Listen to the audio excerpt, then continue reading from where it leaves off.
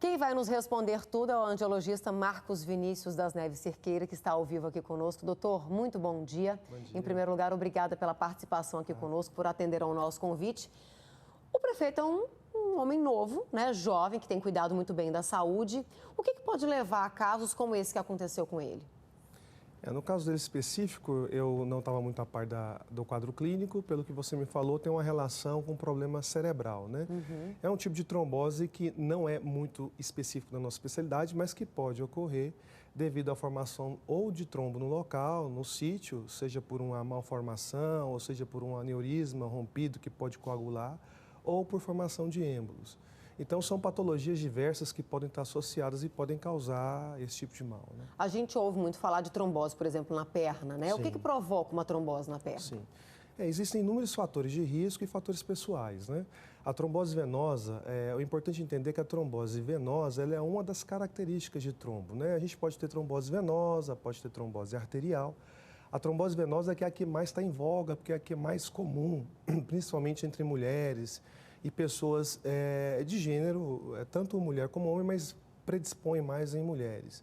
A trombose venosa é uma doença em que, de uma forma bem simplificada, o sangue ele coagula, ele solidifica, ele passa do estado líquido para sólido, dentro do sistema venoso. E por que isso acontece? Isso pode acontecer devido a fatores como obesidade, uso de anticoncepcionais, doença venosa, varicosa, presença de varizes, estados de acamamento prolongado, cirurgias de grande tempo cirúrgico. Entendi. E traumas, né? São os principais associados, né? Agora, doutor, o senhor falou da questão da variz, né? Que muitas vezes pode levar à trombose. A variz a gente sabe que é muito comum, para as mulheres principalmente, que eu acho que aparece mais, né? Nas mulheres, eu não sei se a mulher tem mais predisposição a isso. O que provoca a variz? Como evitar isso? Que a gente sabe que às vezes começa com aquele vasinho, né? Que a gente tem, a mulherada, a gente olha na perna, acha um vasinho, incomoda no começo esteticamente, mas depois traz outras consequências. Isso. Varizes, importante entender que hoje 38% da população desenvolve o problema devido a situações do dia a dia, devido ao esforço, às atividades de ficar muito em pé ou muito sentado, as atividades físicas de alto impacto, que podem ser prejudiciais. Mas o principal é entender que a varize tem uma predisposição genética.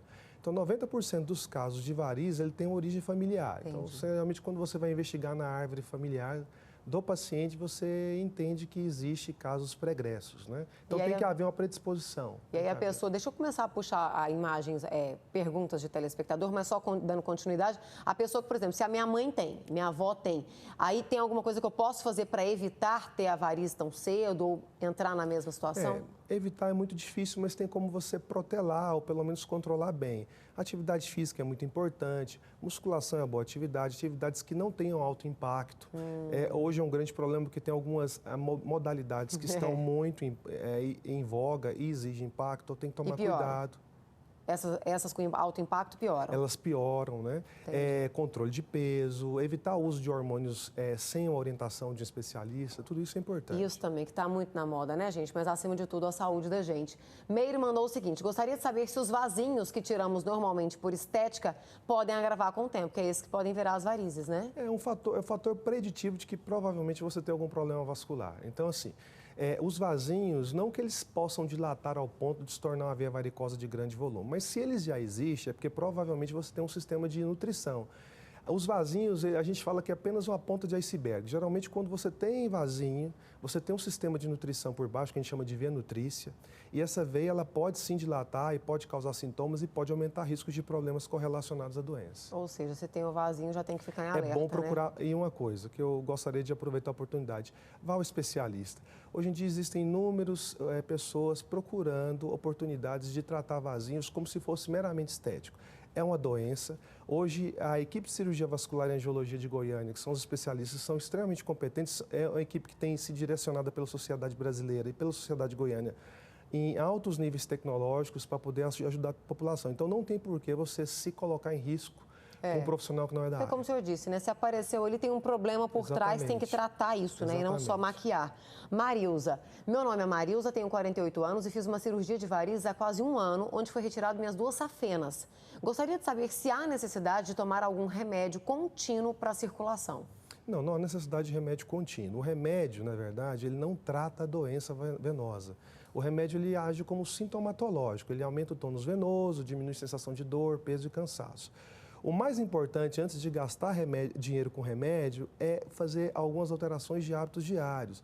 Atividade física, movimentar, evitar ficar muito em pé ou sentado, fazer um acompanhamento com o especialista e controle de peso.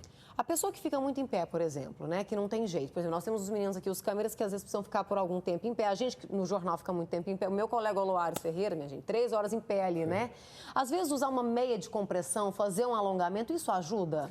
O alongamento não, mas a meia de compressão é fundamental para quem tem esse tipo de atividade, né?